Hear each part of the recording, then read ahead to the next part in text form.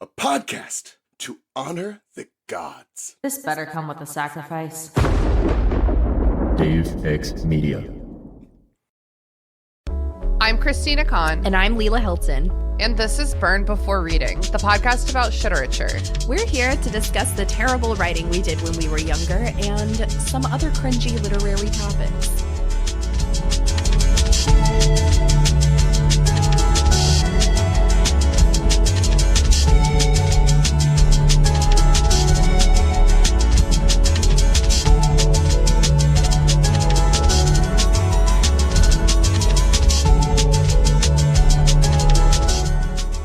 Today is just you and me, baby. It's another ussy.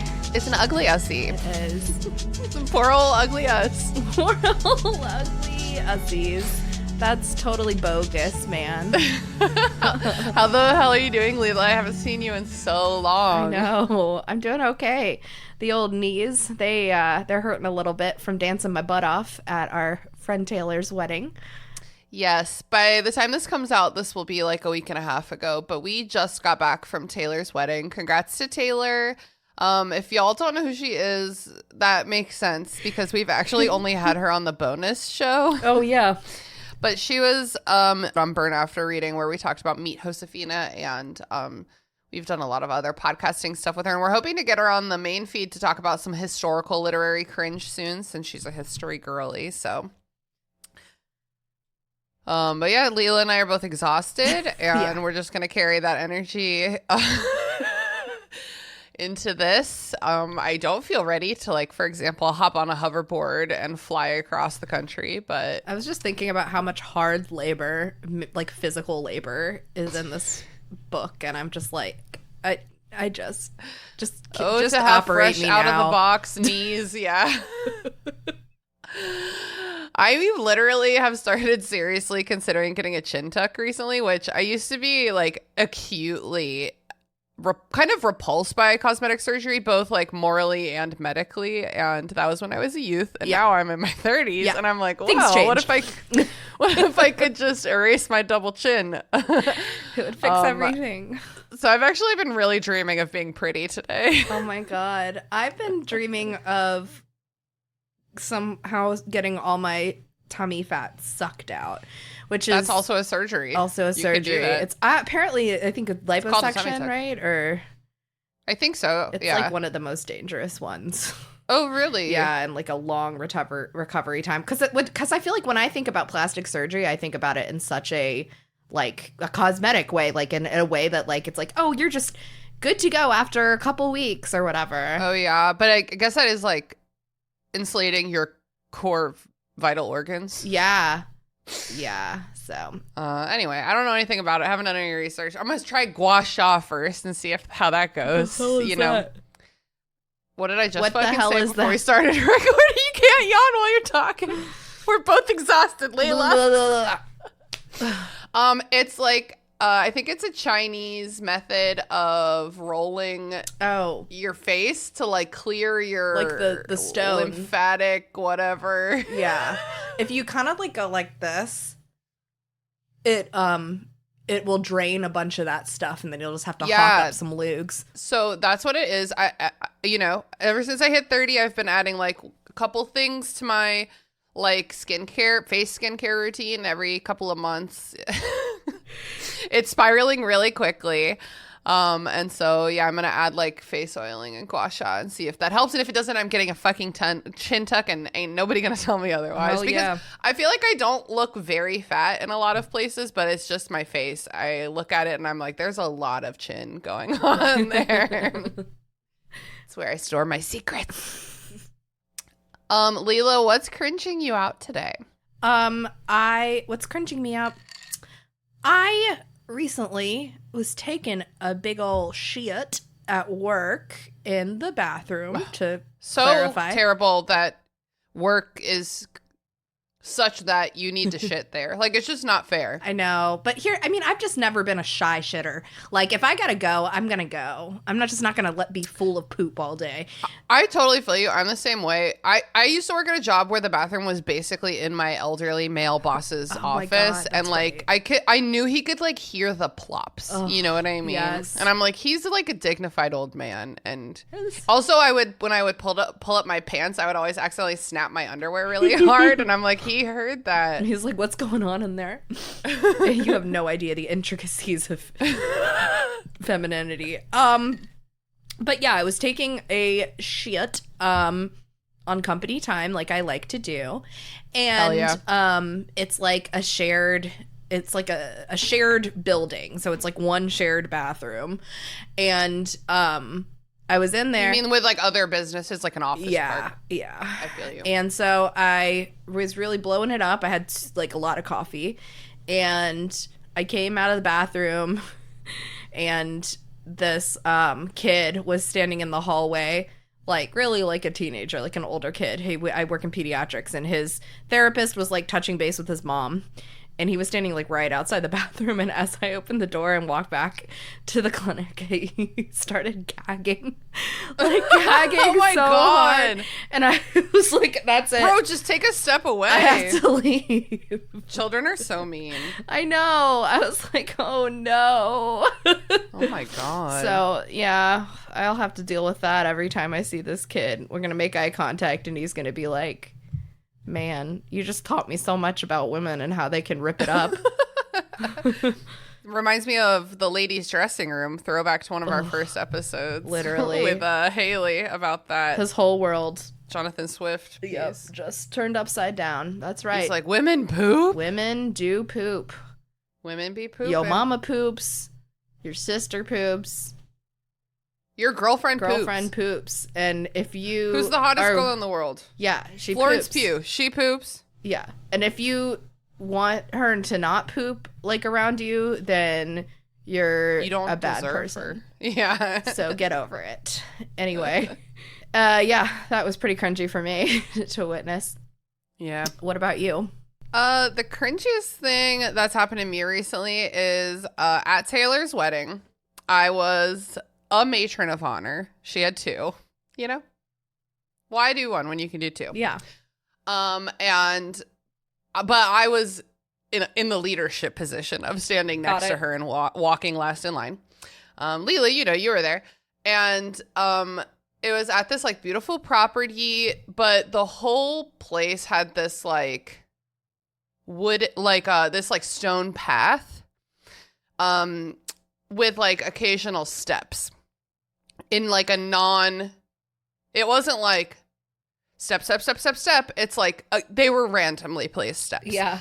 And I have really bad depth perception. I also struggle with stairs. I really do. Like if you watch me coming out of an unfamiliar building and down their stairs like at night, it looks like I'm literally blind. I'm like using my feet. I'm like, where does the stair end? Where does it end?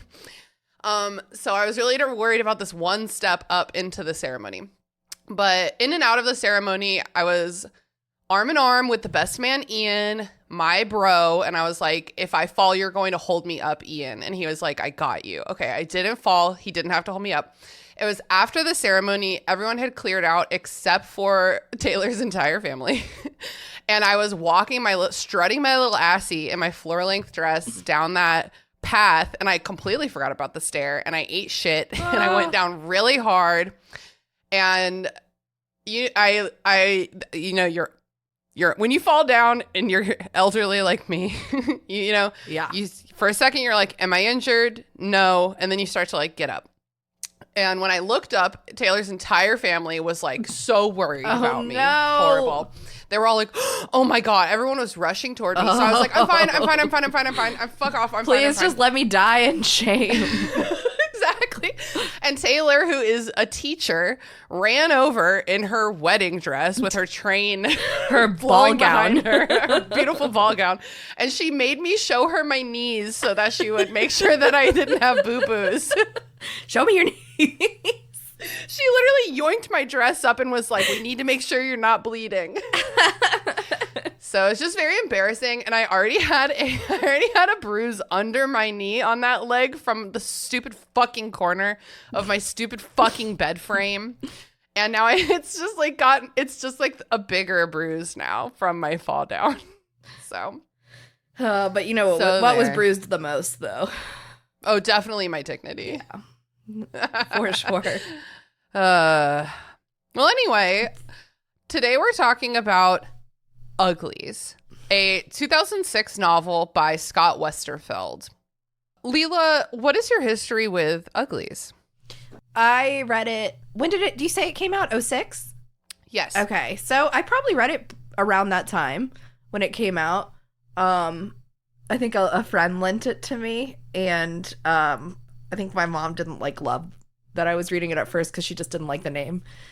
And sure. Because in the South, when you say something's ugly, it means evil, morally. Nasty. Yeah. Yeah. She was real ugly. She's a to nasty me. woman. Yeah.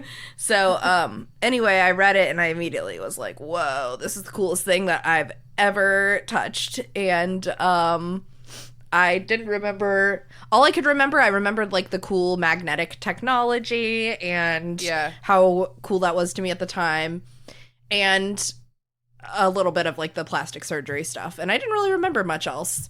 But reading it again, it all kind of came back to me. It's funny how that works. Yeah, huh? Totally.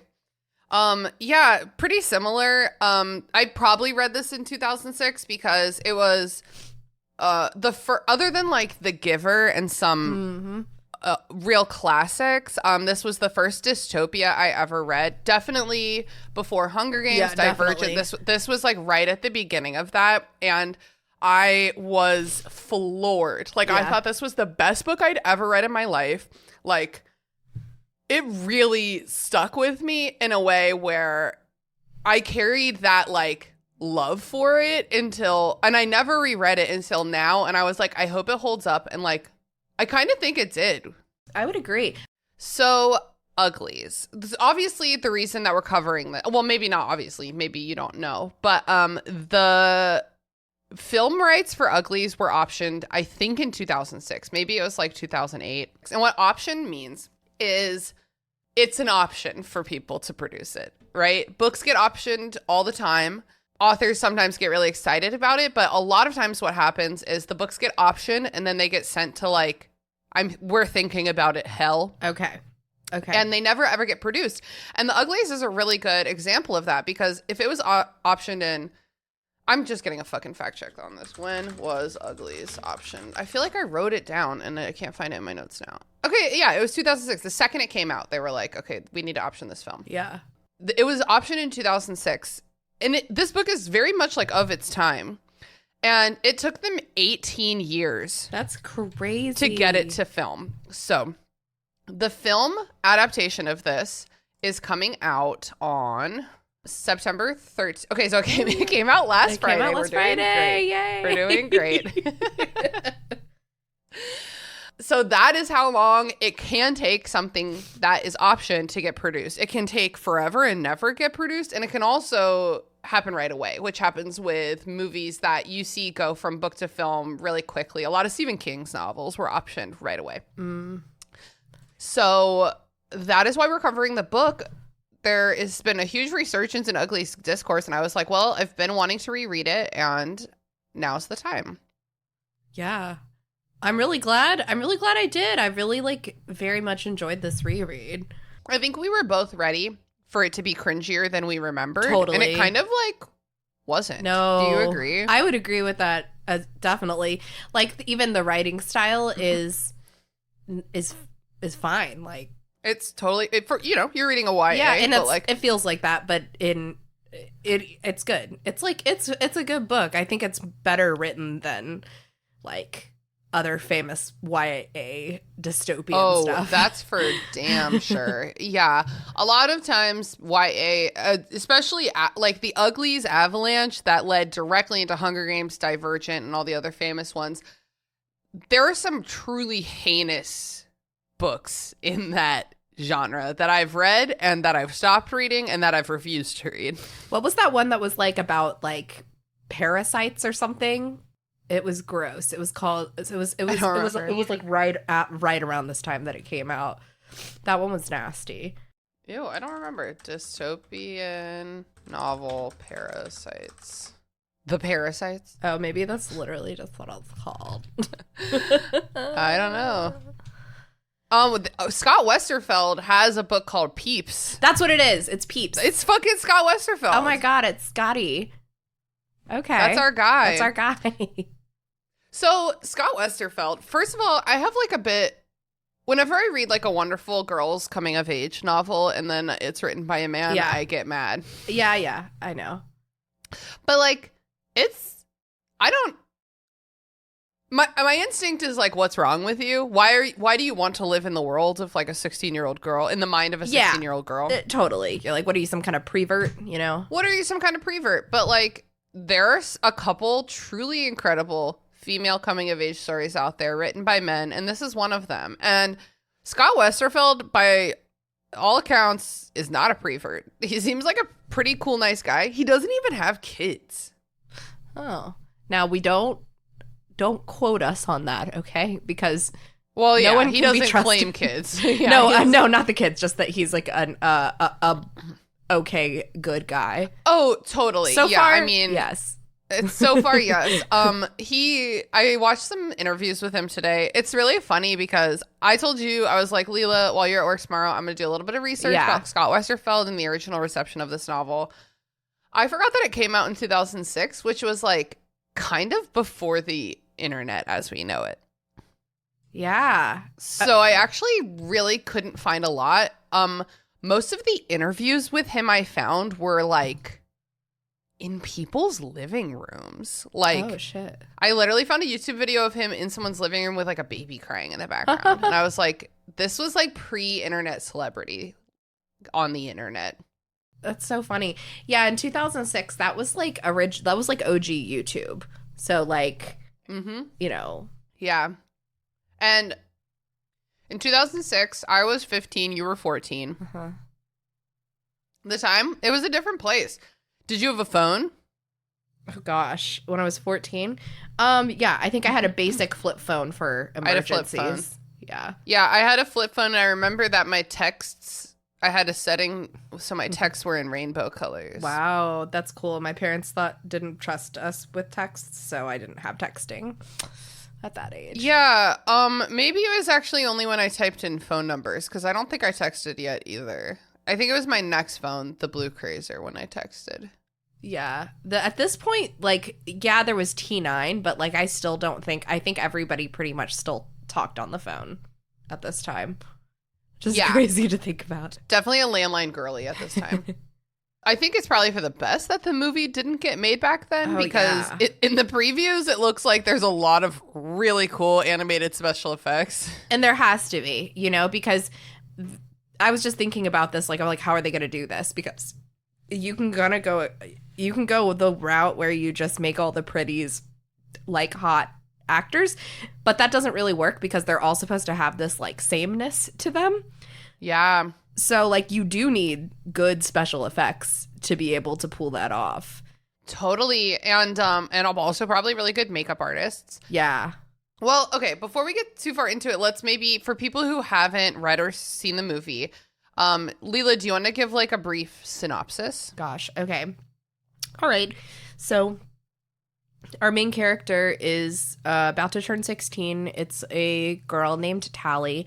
She lives in a post-apocalyptic world where they have basically solved, in quotation, like human strife, such as like, I don't know, poverty, war, all the bad things, by basically making it's like the school uniform method, but applied to humans. So and everyone knows that schools that require uniforms, there are zero bullies in any of them. Yeah, nope, it's total peace. Well, so basically they've done it by making forced enforcing plastic surgery upon everyone when they turn 16 years old. In a world when people turn 16, they're forced to get plastic surgery and become pretty. Yep. That's the premise. That's the premise. And of course, our protagonist is very excited about this at first because, who doesn't want to be pretty and perfect, and that everybody always, especially a 15-year-old girl. Yeah, and he's just like, get me out of this body, and they have like programs where you can like a makeover game, but like they have programs where you can look at how you're going to look when you're pretty, and like how fucking hypnotizing. You're like, I need to become this. Yeah, I would definitely be staring at that like all day long. Yeah. And she ends up meeting a little friend who kind of challenges her worldview, named Shay, and challenges the fact that like maybe you're not even hideous. Like maybe none of us are maybe hideous. You're not. Hey bestie, maybe you're not hideous. Her world kind of unfolds from there. A lot happens. She ends up, her friend ends up escaping to this mysterious place, talking about the smoke, talking about this boy who helps Uglies escape, and he's the best ever, and he's so awesome and cool. Whatever. The boy was my least favorite part of the whole fucking book. He was fine. Yeah, but so Shay ends up escaping like right before she's about to get her pretty surgery. And Tally still kind of thinks she's crazy and that everybody should just be happy to be pretty. And so an important part of that too is that Tally's lifelong best friend Paris got the surgery like 3 months before her. So in order to pick up again her friendship with Paris, she has to go through this surgery so that she can go live in New Pretty Town. Yes, and they can be pretty together. The day of Tally's surgery, she goes to, the hospital to get pretty, and they leave her waiting for a while, and then finally she ends up meeting a special circumstances agent. Who, by the way, in the movie, that's who Laverne Cox is going to play. I'm so fucking excited. Okay, that's good. I think that's really good casting. That's great casting. They're going to have to do some makeup or effects to make her look not like that kind of like standardly pretty. Yeah, because she's strikingly uniquely beautiful. Yeah, well, and they try to describe that the specials, that's like a level, that's a level more levels after. That's a lot of extra surgeries. Most people don't even believe that they really exist. Oh yeah, they're called special circumstances, capitalized, obviously. Yes. It's a dystopia, so everything is capitalized. Yeah. You can make up all your own stuff when it's dystopia.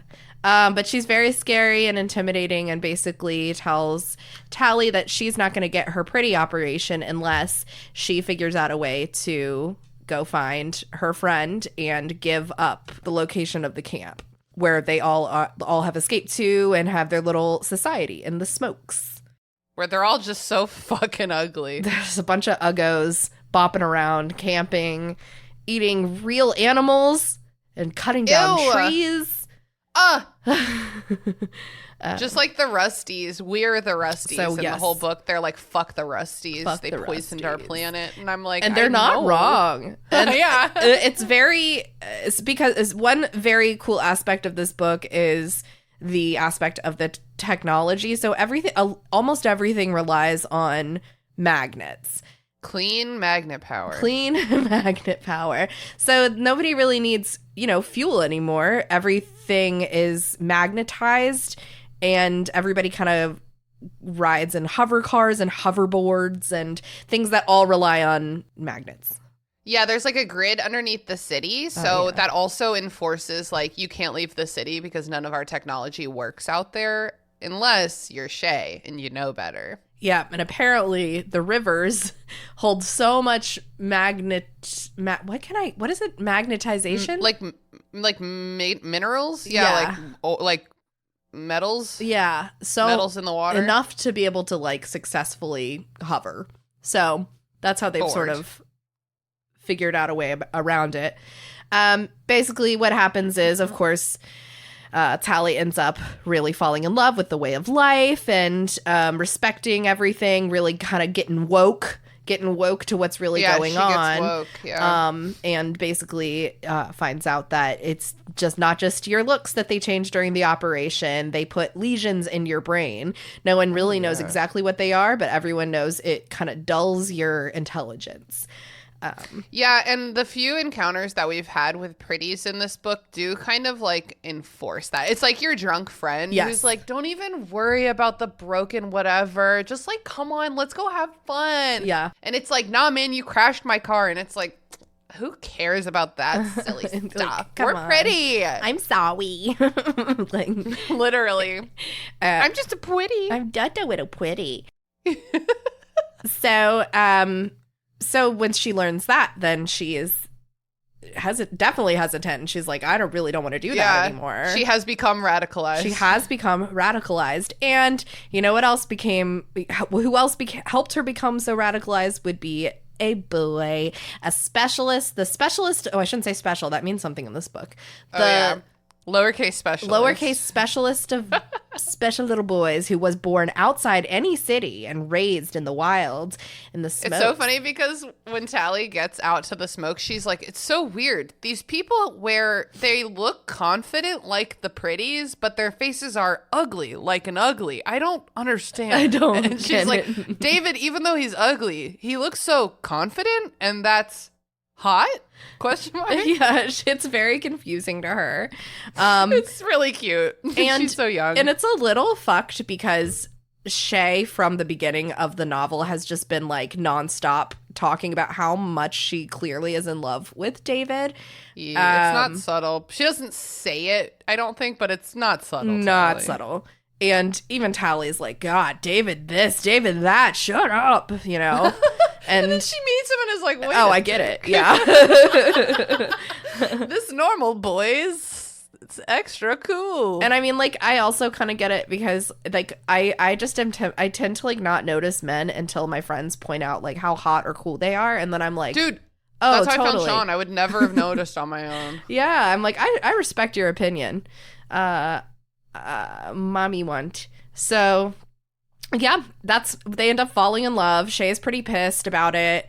And you know, they just kind of brush past that. Other stuff happens. They can handle it. Yeah. Like basically Tally has this locket that has like a little sensor. If she holds it up to her eye, it will trigger and like an alarm, and all of the special circumstances, people will know exactly where she is. And I think she just has to press the button. Yeah, and they said she kept trying to hold it to her eye. Oh, really? Yeah. I read it like a month ago. I read it 30 seconds ago. Finished it today, yeah. So she is like, you know what? I'm done. And then she's like, follow me to David. And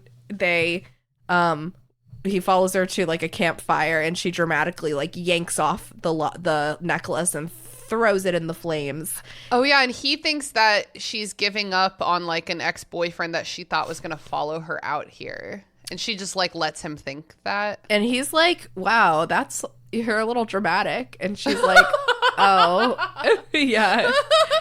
Girl, don't let anyone dull your sparkle, okay? You be dramatic if that's what you need to do. But, like, for real, she should have just done that where he wasn't watching. Because, like, what did she think he was going to think? There's no way, unless you still want to keep lying, there's no way that that's even going to make an impact. So it's like, anyway, he just thinks it was because her beau from the city gave her that locket, and she threw it in there, even though it exploded in a technology type way.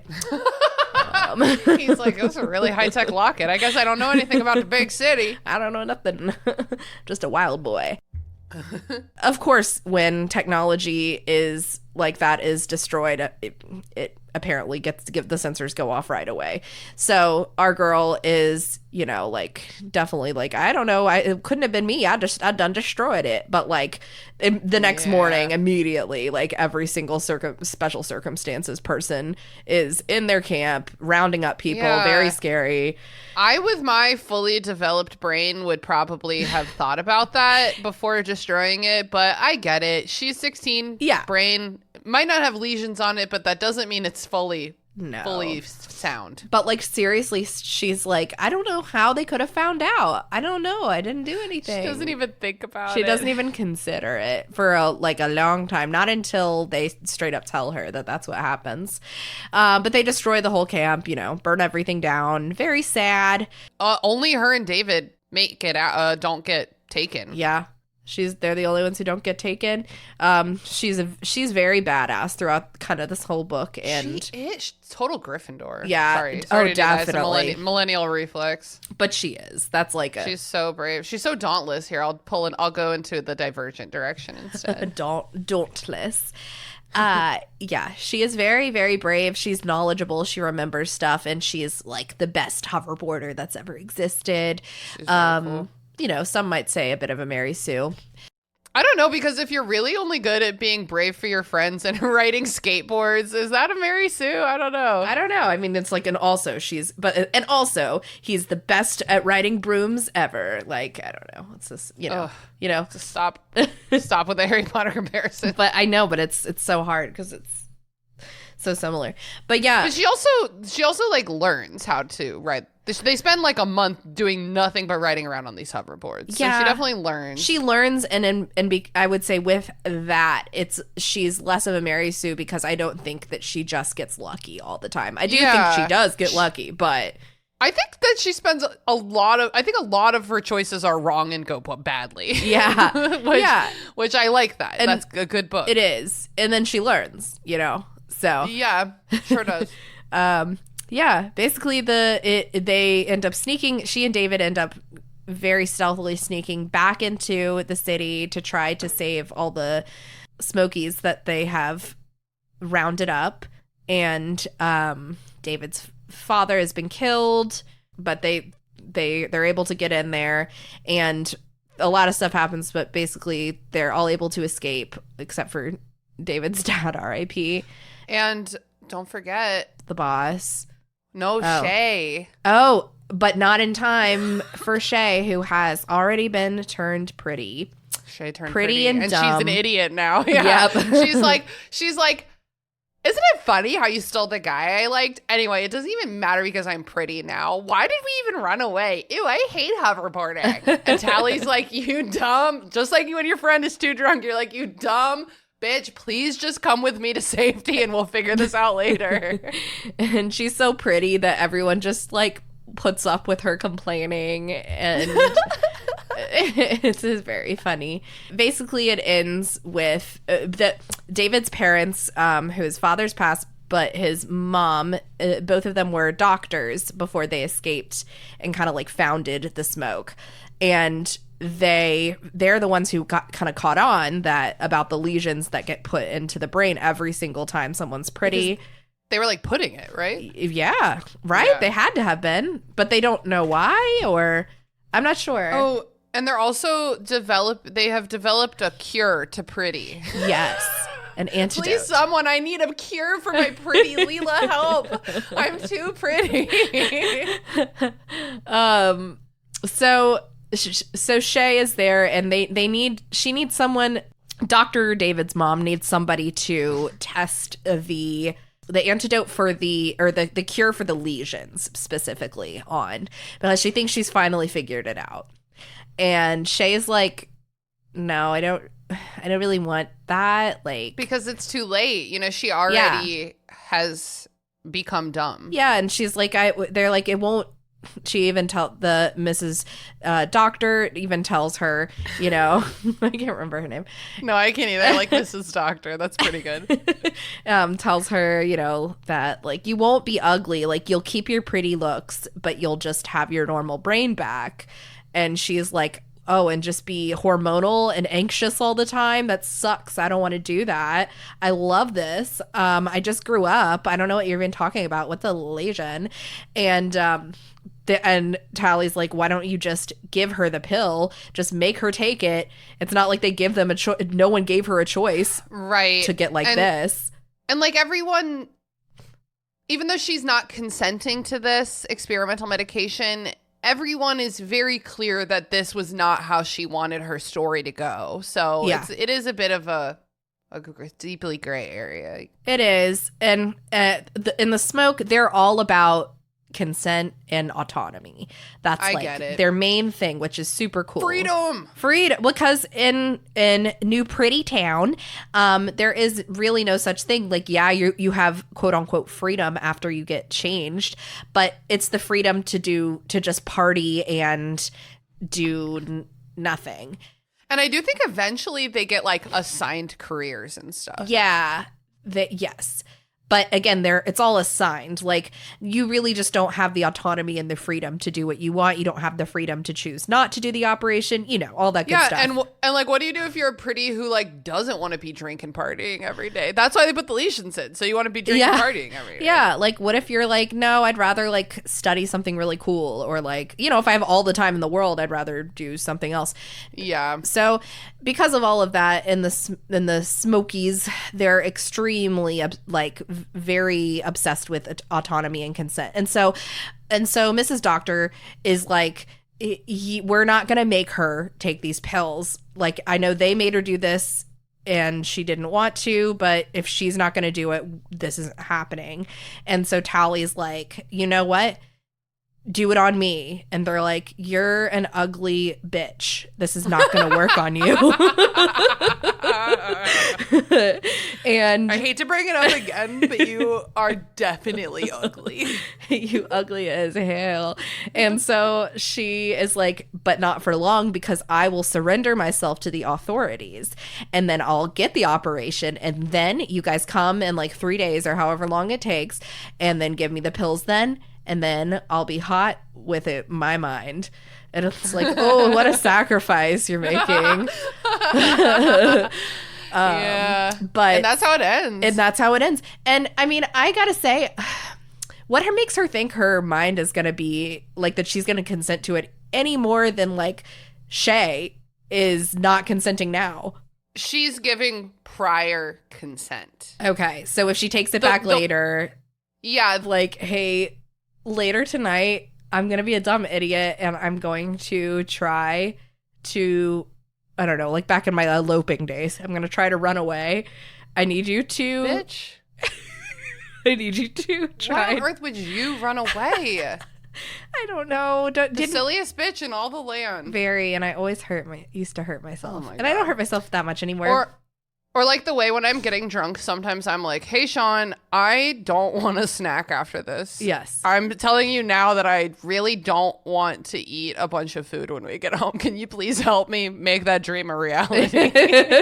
And sometimes Jason's like, I don't know, like you're so strong. And I'm like, come on, I'm just a little thing and you're a big man. Use physical force if needed. And he's like, but you get so mean, But anyway, yeah, it's like that type of stuff. Okay. So, and then I didn't have enough time, so I didn't read the intro to Pretties, which is I didn't either. At the end. So I have memory. I had a little bit of memories of Uglies, which we discussed, kind of the same like world stuff. I also remember Pretties because there was stuff that I was kept waiting to come up in this book, and it didn't. Yeah. Okay. And the one thing I've had this I've read this series once, and my whole life since then. In Pretties, you know how they talk? Yes. Their slang is unique. They're like, why aren't you acting bubbly? Yeah. And like stuff like that.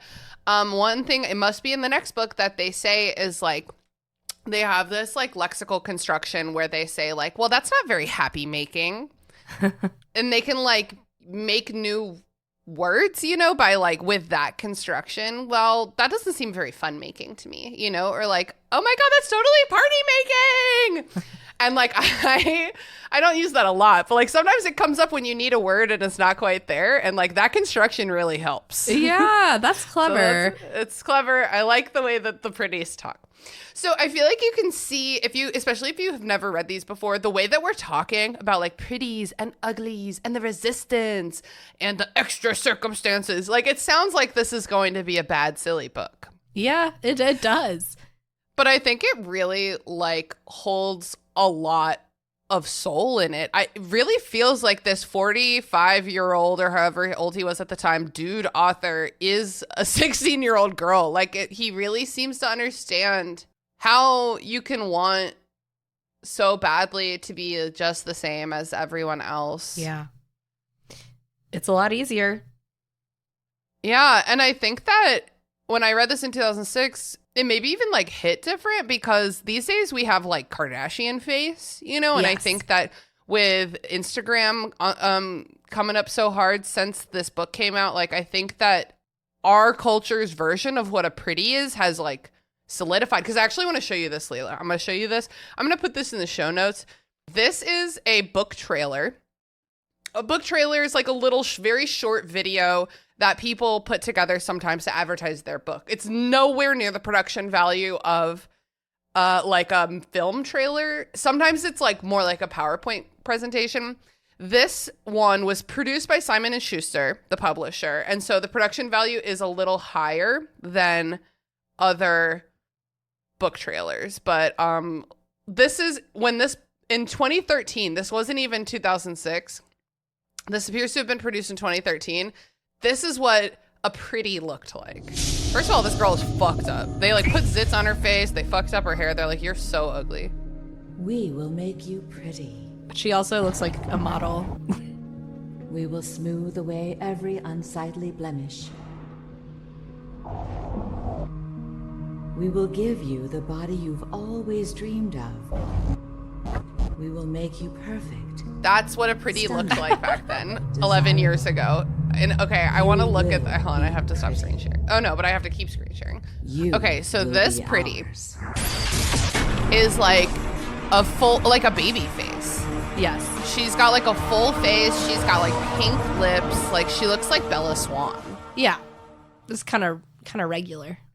Yes, this looks nothing like what a pretty Her would current look like us standard. today. Yeah. Isn't that so interesting? That was 10 years ago. Yeah, I do. I've always thought it was really interesting how vastly different and how quickly beauty standards change with time. Yeah. Yeah. It's really interesting. And like, yeah, I also think that like at the time there was a bigger difference between teenagers and adults. You know, the way that like adults were Yes. hot back then was separate from how the teenage ideal of Bella Swan and this girl in the Uglies book trailer. I think now the line is so much blurrier again because of social media that like people, you know, we make jokes about like 12-year-olds knowing how to do like full contour face and Yeah. stuff like that. And yeah, this trailer was from before contouring. So I wonder how they're gonna do it now. You know, like what they're gonna look like. Yeah, I mean, in the trailer, they look contoured for starters. Like they really do. Snatched. Yeah, so I'm excited to watch the movie. Maybe we'll cover it on the pod. Yeah, I'm interested. Ooh, so let's talk about Tally and Shay's friendship. Okay. Because I think that a lot of YA relationships are poorly written, even in books that I think are good, especially new friendships. Okay, so like in Divergent, Triss enters Dauntless Society and she finds her new best friend named Christina, played by Zoe Kravitz.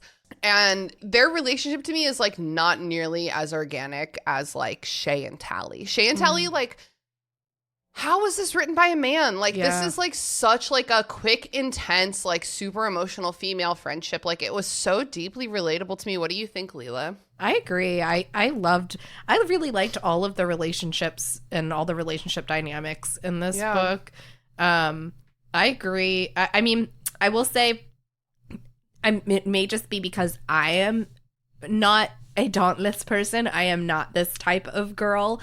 So like that's not how friendships work for me, of like doing adventure things and tricks and Pretend that instead of skateboarding, they're drinking wine and eating cheese. yes. So like then that would change. Then yeah, I guess. I mean, like I'm like that's the only aspect of that friendship that makes me feel that it was written by a guy. So it's like I don't know what do girlfriends do. Race around? I don't know. I have spent time with girlfriends skating around on skateboards. All right. Sorry. Everybody's different. Sorry, Avril Lavigne. Even though it was Skater Boy. Yeah, I really liked it. I like all of their dynamics. Yeah, like aside from their recreational activities, Yeah. think about the way they speak to each other and the way they cling to each other so desperately. It's very intimate. Yeah, they've both lost all their friends. For Shay, that's like several friends, and for Deli, that's the one friend. For Shay, I think it's worse because she was supposed to run away to the smoke with her friends, and she chickened out and didn't go with them. Yeah. So she like, that's a hard place to be. Like, I chose my own sad story. Yeah. And she obviously regrets it because she makes that leap anyway. Tally's alone because her one friend has left her. Never put all your friend eggs in one basket. You have to have at least you gotta two have a baskets. backup. Yeah. And they just cling to each other in this way that just feels so organic. Like they run into each other when they're both doing like small crimes. And they're like, oh, you do small crimes? And she's like, yeah, just for funsies. So yeah, in the book, the way what they describe, so like a lot of times, I guess because uglies just get so bored, they do things called tricks. Oh my God, I fucking love it. I love it. So I see why I loved this when I was 15 too. yes, so they're really just like very harmless practical jokes, or I don't know, Yeah, practical jokes. adrenaline like the one things. Yeah, the one that they show is because Tally and Shay are just fucking waiting for Pretty Day. And the one that they show is like, so they ride around on these hoverboards, and the hoverboards are, surprise, surprise, magnetic. And it's so fucking 2006 edgy because you wear a belly button ring and two bracelets on your wrist, and it won't let you fall. If you fall off, it'll drag your ass back. Okay. They do this prank where they pretend to get in a fight in the library, and one of them pretends to throw the other one like down a bunch of stairs or like down like several floors, like a spiral staircase. And then the magnetic technology like yoinks her back up before she hits the floor. And all of the new uglies are like, Oh yeah. oh my They're God. screaming. Yeah. There's also some shenanigans with like fire jackets. Like if in case of fire, go to the roof, put on this bungee jacket and jump off the roof, and you'll just bounce away like Jimmy Neutron. That sounds fun. I did like that technology It sounds a really lot. fun. It's Yeah. so 2006 metal. Like it's so cool. The belly button ring to not fall off your skateboard. Are you fucking kidding I know. me? That's awesome. That one is pretty awesome. And then like in the climax of the book, she like has to ride the hoverboard without her belly ring, and she's like, I could die at any time. It's like, yeah. I mean, without your magnet technology, life is it's very real. It's very fleeting. The way that they just like form this friendship overnight, they never hang out with anyone else ever again, and they start having like all of these expectations of each other really quickly without talking about it because they're young. It really hit home with me. And then when Shay is like, I actually need to run away to the smoke, and here's how to get there. Like, are you gonna come? And Tally's like, I'm not fucking coming. And Shay's like, I thought we were friends. And then when Tally shows up and steals her man, then Shay's like, I thought we were friends. It's just like everything. They like love each other so much, but they're constantly disappointing each other. And in the next book, they're just like pretty idiot friends. Like, Which is great. And I like that their friendship does have like you said, like an organic, natural, messy feel to it. Like messy, yeah. Totally. And like, I think that Shay is a messy bitch, Yeah, right? Like she Tally's not inherently messy in her soul, but Shay's the one who's like, let me teach you how to hoverboard. Let me teach you how to run away. Let me force your hand so that you have to run away. Like, let me teach you what a hot guy really looks like out here in the real world. Like, she's a mess. Yeah, she is. But we all need like kind of like that bad influence, like, you know, Oh, yeah. to shake our world up and Shake. to shake, the world up. Yeah, so I liked that. I also, David, he's fine for like a YA love interest. He's unproblematic, I would say. He's right? unproblematic. He kind of reminds me of like when you're a freshman in college and you meet a guy who has read philosophy and you're like, wait, I've never learned anything in my life. And he just like opens your mind by being like, have you heard of communism? Like, it's like, did you know that people can be ugly and still be good people? And she's like, I'm in love. Yeah, it is like that. He's fine. He's good to her. Like, I'm thinking, just because I keep comparing this to Hunger Games and Divergent, I'm thinking about 4 from Divergent and Peeta and Gale from Hunger Games, and I would definitely pick David over those guys. Yeah, for sure. Like, Gale is hot but boring, and Peeta is... And he has, like, an anger problem. Oh, yeah, and we don't fucks with that. And Peeta is sweet, but sweet.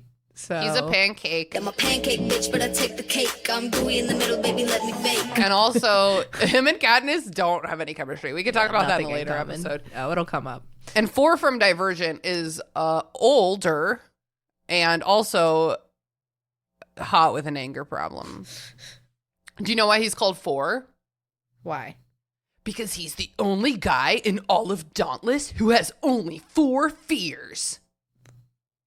We're going to read that. I'm going to make you read that book someday, Leela. Okay, yeah, my mom tried. I just, I felt like, I think at that, I don't know why I never got into that. But, let's see, other characters that are meaningful in relationships. David's parents are cool. They're fine. Yeah, they're classic, like, nice mom and dad. Like, they're like if you come out of the closet and your parents don't understand that you go to David's house and his parents understand. Yes, they're the cool ones. They're like, they know, they're woke, you know. They know woke, about the yeah. stuff. What's her bitch? The extra Laverne Cox lady. Oh, yes. I I think she's maybe a I know. special. Dr. Caleb. No, Cable. Dr. Cable. Yeah, Dr. Cable. She was cool. Yeah. She's a fun villain. Yeah. Because when they're the special circumstances, they have like extra stuff in their plastic surgery that makes them stronger, better, smarter, right? Yeah. Yes. Because they lope around. That sounded so scary. When they were chasing Oh yeah, them. with like a feline grace. Yeah, they loped like animals. Yeah, they have crossed from pretty into like too pretty, you know? Yeah. And I mean, they mention, I don't remember if there's, I don't know why I have this memory that they have these like sharp, scary teeth. They might, yeah. So then it's All like the better to bite you with, my dear. So scary stuff. Yeah, there's not a lot of characters. I mean, because our main we guys, meet like a couple cool people in the smoke. There's like one guy who is like a little bit suspicious of Tally. Yeah, Croy. I'm so glad she read it today. And then like the boss. What boss? The boss of the smoke. That's what they call him. He's like, I don't remember why. Like, I don't know in what way he's in charge. We don't really see that. Except one cool thing about him is that he has this big collection, of old rusty literature, including magazines. Oh yeah. And she's like, I don't understand, like, why is this magazine full of uglies? Which just goes to show Which you. is so fucking crazy. Like, bitch, that's Giselle Bunchanin. Yeah. What's her last name? Sure, that sounds right. Buchanan. No. Yeah. And then she sees a picture of a pretty who looks starved. Should they mention anorexia? Oh, yeah. That's cool, I guess. Yeah, like there really is this dynamic of like people used to try so hard to be pretty and it was horrible. And now we know how to be pretty safely. Yeah. But it's like, maybe like there's psychological aspects at play here. So, I mean, what do you think? I mean, I don't know at this. I mean, obviously what we're supposed to say is like, I would rather be myself. I'm the best person I can be. We've already both mentioned we want to have operations. But I mean, there is something to, I don't like the idea of being the same as everyone else. That is inherently Definitely icky not. to me. But yeah, y'all know I like to steal the show. Yeah, we're both very into our individuality. But yeah. The idea like you wake up and you're your perfect version of yourself, like perfect looking version of yourself. I don't think I would agree with somebody else's vision of what my perfect self looks like, for starters. I think I would be probably 30 pounds heavier than they think I should be. Yeah. For starters. Yeah. I'm like, ew, where did I go? I think that like, okay, obviously the compulsory aspect of that is really bad. Of the pretty surgery. Gotta be optional. Yeah, it has to be optional.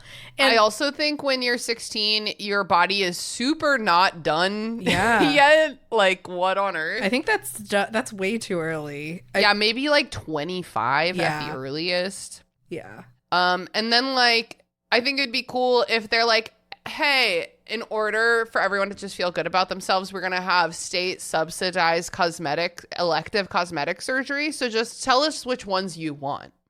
Oh my God. What a dream. I know. I would take that now. At 20, but that's the thing. At 25, I looked a lot different than I do now. I still And would have taken it then because I've been trained to hate myself from society. I'm sure I still would have been like, I'm too fat, or like, I want a nicer butt, or, you know, something. This is going to sound horrible. I think that at 25, if I had the opportunity to do literally any elective surgery at all, I think all I would have done was gotten the tiniest little boob job. Yeah, some babies. Just one some extra titties. cup size. I would have gotten some taken away. Oh, I'll take it. Yeah, I know. I've always trying to donate them. So, Leela, who was your favorite character in this? I mean, it's really hard not to pick Tally. She's a pretty engaging great protagonist. Yeah, Yeah, we could talk about her a little bit more if you want. Yeah, I really liked Tally a lot. I like how like capable she is. I really respect a capable person, especially women. We didn't even mention that when the specials tell her she has to go to the smoke, she has to travel there by nursery rhyme. Like there's like a little mystery poem. She has to figure it out on her own, and she's living by herself out in the wilderness for like 2 weeks to do that. Just hoverboarding all day long, right? Yeah. It was like a long time. It was a really long time. She's a kid who's lived in a utopia her whole life, in like a dorm. But they're like, we hear you're pretty good at hoverboarding, so we think you'll be fine. Hoverboarding is like a big part of this culture. It's a big part of the culture. I mean, and it's because it's what gets you from A to B. Some really cool shots of her with like the roller coaster, for example. Oh God, that was cool. That'll be fun in the movie. Yeah, I hope it stays pretty true to me the book, too. because the book has enough of its own like cool shit. I mean, it'll stray like all adaptations do, and we'll have to be patient, but that especially was really cool. And it was like a way it opened her eyes, because she was like, wait, Rusties used to have fun? Like there was time to have fun? I thought they were just evil, cutting down trees left and right, you know? What Leela's talking about is that they can hoverboard along the roller coaster, you know? So they're like riding the roller coaster. Yeah. And it's fun and cool and very 2006 very teenage metal. Literally metal. Another thing about Tally is that like she's so resourceful and brave, truly, and she has a lot of growth throughout this series. But I think she is also deeply 16 years old at the same time. The way that she makes her choices, so she thinks about them and she like weighs them, but like she does dumb shit, you know, like like, obviously she's never read a dystopia before, but like thinking she can just know that her friends are running away and like not be implicated in that. Yeah. She just kind of like willfully stealing the guy her best friend has a crush on. Like, that is so teenager to just like be in a position where you can just like forget that there's any repercussions for like kissing this boy. Yeah. The dramatic locket throwing away, like not thinking for a second about like maybe I'll just bury it, you know, Yeah. or, like take it really far away from here. Like, she has a couple reckless moments of like when she does get on that hoverboard in bare feet with like no protection, and it's like, I guess that this is your strength, but also like you could have super died. So many times. So she feels really young to me. And an interview I was watching with the author, Scott Westerfeld, he was talking about how big of a responsibility it is to write for children. And that was honestly before we started talking about YA as its own genre. So they were really talking about like this being marketed to like 12-year-olds, which I think it skews a little older than that. Yeah. But he was talking about how like, well, first of all, he said an adult's read probably 10,000 books in their life. And I was like counting on my fingers and I was like, no, man, I read a lot of books, but 10,000, that's crazy. But he was saying that like a kid has only read like 5 books. And so like any book they read is so much more meaningful to them. And so it's really important to put valuable food for thought in the books you write for children, which is why it was important to him to write about autonomy and valuing yourself and stuff like that. And I think that that really comes through. Like, I think that this is a serious book for kids that talks about a lot of really important issues without ever talking down to them or without ever going beyond what they can understand. You know? I totally agree. I think this is awesome. This is awesome YA. Yeah, Definitely helped kickstart the genre, it sounds like. totally. Yeah, I would love to like take a look in one day in an episode at like the rise and fall of dystopian literature. Yeah. I could not get, I mean, none of us could, but I could not get enough of it at that age. Totally. I was like, whoa. Like, I think the first one I ever read was, which is not YA, was Anthem by On Rand. Yeah, that's not YA, but it's very short. It's really so short. It's easy to read, I think. And, And, it's not as Anne Randy of Anne Ein. I don't It's know. not as Ayn Randy as her other work. You know what I mean? I've never read anything else she's written, but I've never heard anything good about her. So exactly. but I read it in high school, and it definitely like opened my eyes up. I loved the cool way that she used language to Yeah. just like describe the world and Yeah, that book, there are no like I, me pronouns. Right. Everything is like we, yes. an our. And that is very dystopian. Yeah. And it's very unsettling, and it takes a while as a reader to even like get used to what you're reading. Yeah. So anyway, that really opened it up for me, and then from there I was like, wait, but there's like even more fun stuff.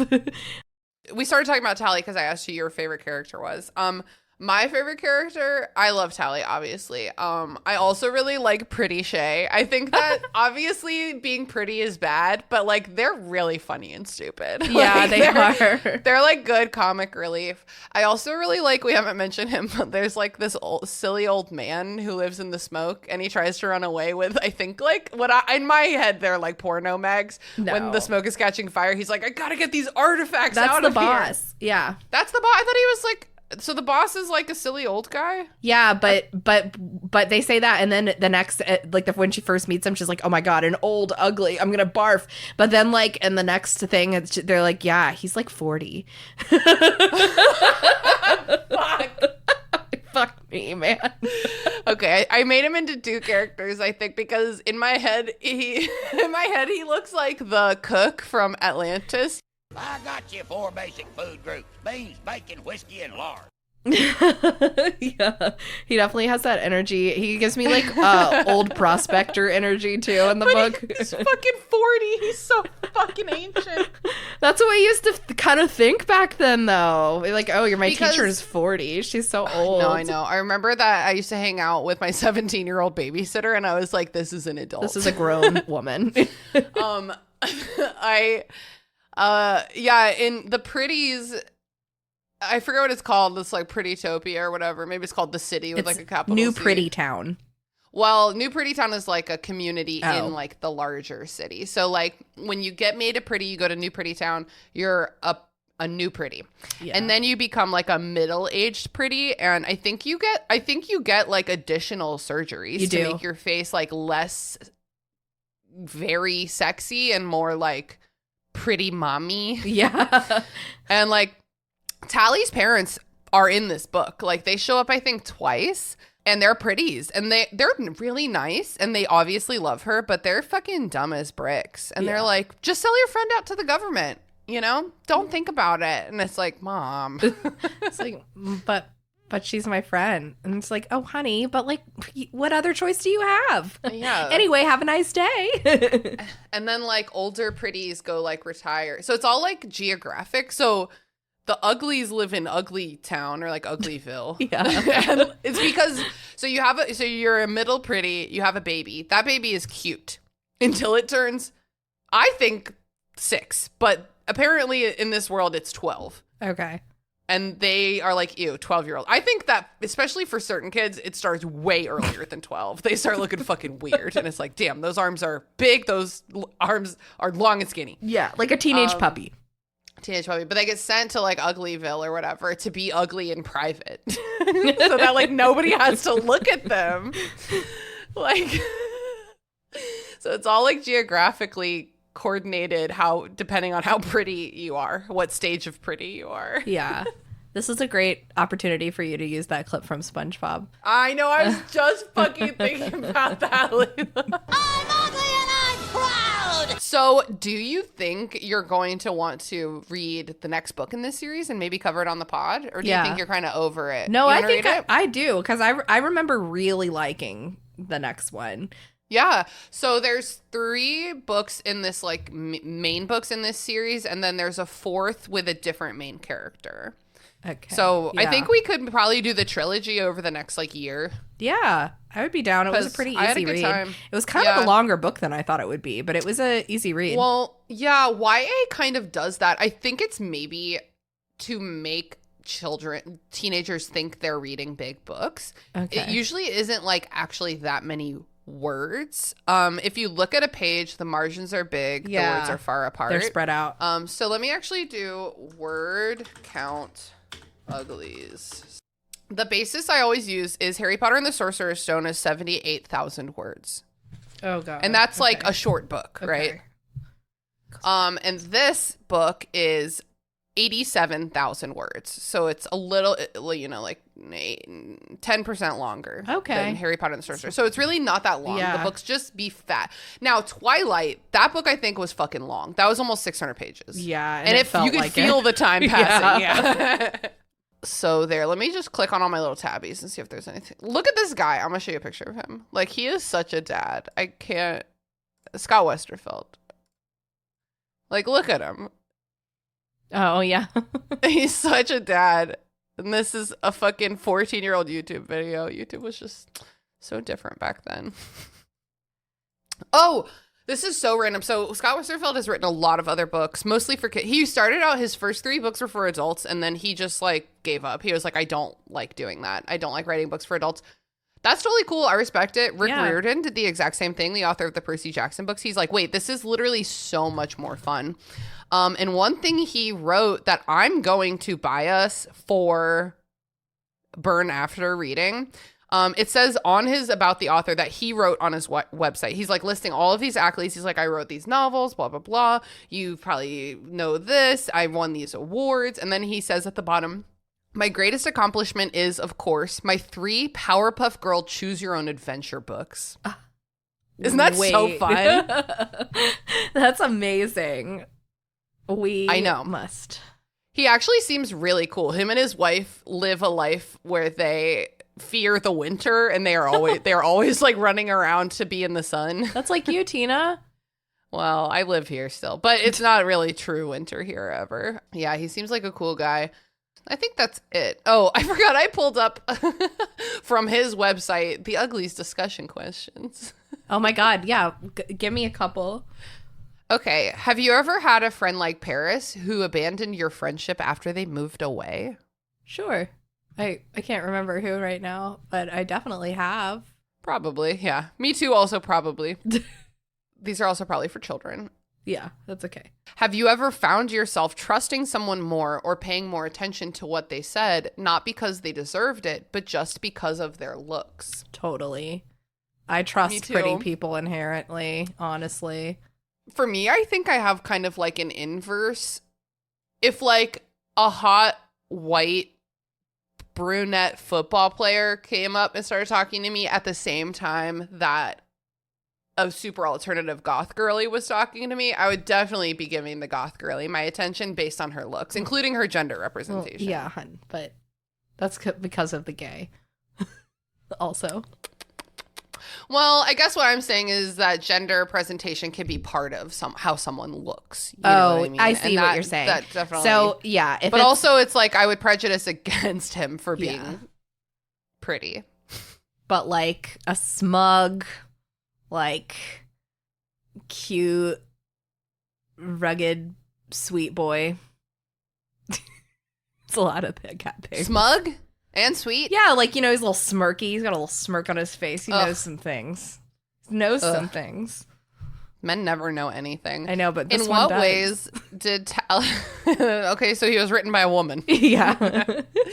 In what ways did Tally's trip through the wild prepare her for what she learned in the smoke? That's a really good one. Oh, yeah. I think she learned like independence and like self-reliance. Yeah, self-sufficiency and I mean, she learned a lot. Like, she learned about the invasive flowers. She learned about like, the rangers who are spraying fire.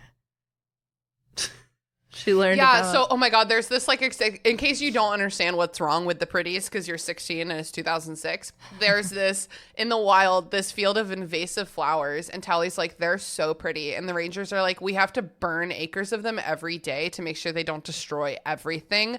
Yeah, they're pretty, but they're all the same, and they're fucking ruining our planet, and it's like, this is a metaphor. Yeah, and it's a nice little metaphor. I liked that. I don't know what else prepared her other than just natural wilderness skills or something.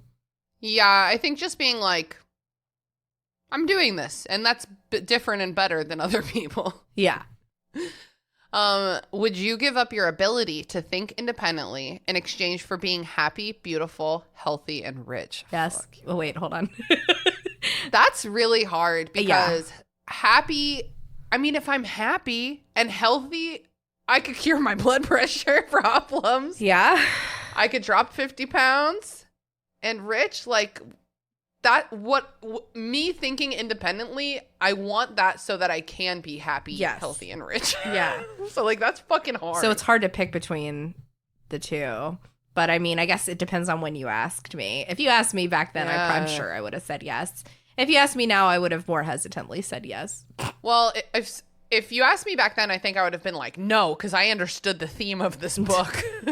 I mean, I still think they kind of got me a little bit, though. Like, you know, like how nice would it be if you just got this free, perfect body and face and life? Well, and you get sent basically off to college without having to go to class. They're like, go get drunk for the next 6 years. Yeah. And it's like, okay. No, I will. Yeah, I will. Yeah, I mean, it sounds like a great time. But yeah, not at the cost of real, genuine thought and depth, I guess. Yeah. How did David see Tally differently than how she saw herself? Which I don't like this question because I don't care. Yeah, I guess David he saw her uniqueness and her tenacity and staunchness. And he said, what makes you different makes you beautiful. Like that. So yeah, I she's think not like maybe- other girls, not like other Shay. I think she is not like other Shay. I think maybe she's the first person he's met who has not fully let go of like the city and the way she was raised.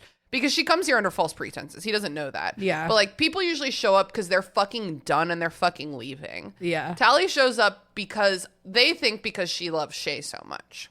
Yeah. And so I think he's like, I think it makes him more empathetic towards people who are raised there, being like, they really are trying in their stupid little brains to figure it Yeah. out, you know? Wow. Even though a lot of times it's like, even though you're spoiled, you're still so strong and adventurous. She really is. He says that like a lot. So, I mean, I guess that's why. And maybe because he feels like she doesn't have to fully rely on him. Like, Oh yeah, that's true. Like Shay, I think, was really like, I need to get to David so that he can lead me yeah. to the smoke. But Tally just shows up. Yeah. That's cool. That is cool.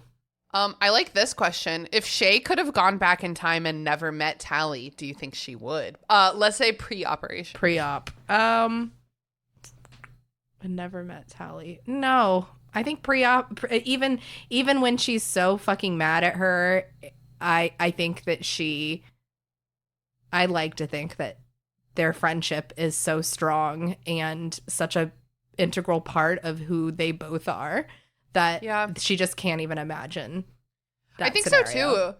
And it's like, it's not clear if Shay or Tally has ever had a meaningful female friendship, because No. Tally only talks about Paris, a boy, Mhm. and Shay has a couple friends who went on ahead to the smoke. I don't remember if any of them was a girl, and if they were, she wasn't like this one especially. No, you know? it just doesn't come up like at all. Yeah. I get the same feeling that their friendship meant so much to them in such a short amount of time that she wouldn't have taken it back. And if I remember correctly, over the next 2 books, I think they continue to have fallings in and fallings out like over and over again. And that's just, some friendships are just like that, you know? Yeah, it happens. Other than the Pretty operation, what are the main differences between the Pretty Society and our own? It seems like they have like publicly funded healthcare and like alternative fuel sources. Yeah, It they seems like figured other than out- the operation, it's probably pretty good actually. Yeah. They figured out how to like be as hands off from nature as possible, you know, while still not living primitively. Like, Yeah. Ooh, they have this doesn't have anything to do with this question, but I love this. This also stuck in my brain forever after I read it. But in their buildings, if you throw something on the floor eats it and recycles it. I Isn't forgot that about crazy? I love that. I wish my life was like that. that is so funny. Sean, if you're going to throw one more fucking pair of shoes on these floor, the floor's going to eat it. I was gonna say, how does the floor know what you're considering trash? Well, I don't think it does, because she like throws a mask on the floor that she was going to pick up again, but then it like eats it. She's like, I needed that. To what extent did Tally decide her own fate, and how much did other people decide it for her? Ooh. I know, I love that. And these were written by the author and published on the internet in 2011, so they're kind of ahead of their time. I think that like the fate of everybody in this dystopia, nothing is you don't really get, independent thought just really doesn't exist in that way. And so Tally did have this fate thrust upon her, but I do think she took it into her own hands and decided to write her own story. I agree. I think that like a couple noteworthy moments of like deciding her own fate, even though she was out in the wilderness on the orders of the extras. Mm-hmm. Sorry, Specials is the 4th book. It's like something else. I just keep saying it by accident. I think that was very much her taking her fate into her own hands, you know? And then also when she decides to get on that hoverboard and like escape the roundup at the smoke, that's like her totally deciding her own fate. Deciding to take David, even though it threatens her friendship with Shay. I'm not saying it's a good choice, but she's fucking making that decision. She throws the locket into the fire. She goes, saves her friends. Yeah, that bitch decides her own fate. Mm-hmm. Yeah. And then at the end, she's like, I consent to this medical procedure. And it's going to be scary, and I won't remember this when it happens to me, you know? Yeah. Great, like, a cool example of how, like, you always have the opportunity to exercise your own control in any circumstance you're in, you know, even if it's something small. I thought that was cool. Last book club question from Scott Westerfeld. The rusty civilization collapsed because of its dependence on oil. In what ways is your lifestyle dependent on oil and gasoline? How easily would you survive if it all disappeared one day? I mean, obviously we would all die like the Rusties. Isn't that I think that there was a virus that killed most of the recipes, if I remember correctly. What happened was it was a virus that attacked petroleum. So it turned the petroleum explodey. It turned it like into phosphorus. I see. So I think I personally could survive without gasoline. I think that societally we would fall and I would get caught in that. But I think if I could already be in the Shenandoah with everything I needed when that happens, I think I would be okay. Yeah. I don't think you would be I'm okay. a goner. Yeah. I'm actually not inviting you to come out That's with me. fair. I hate camping.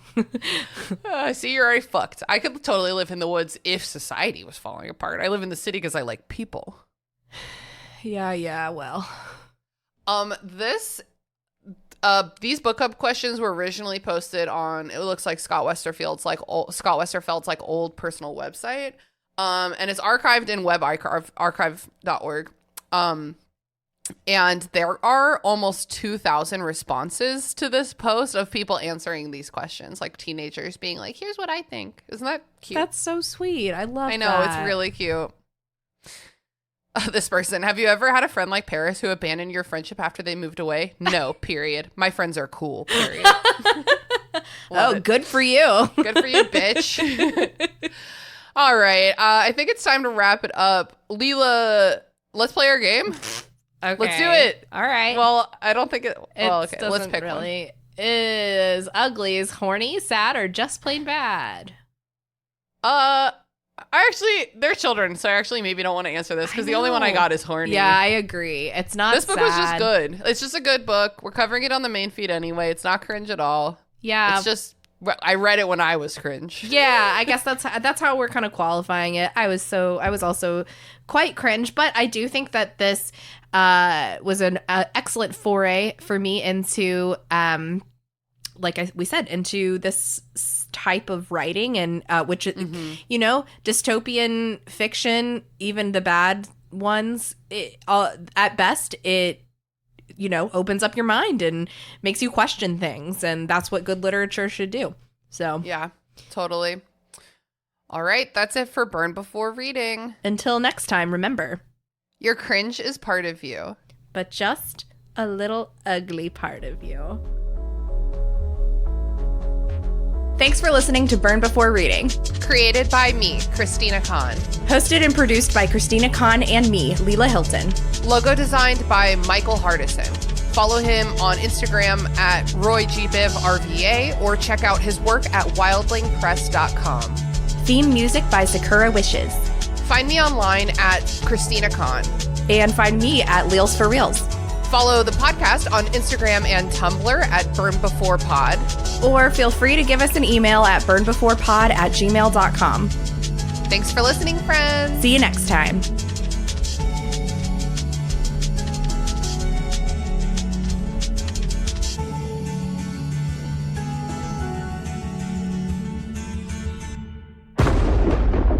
Dave X Media.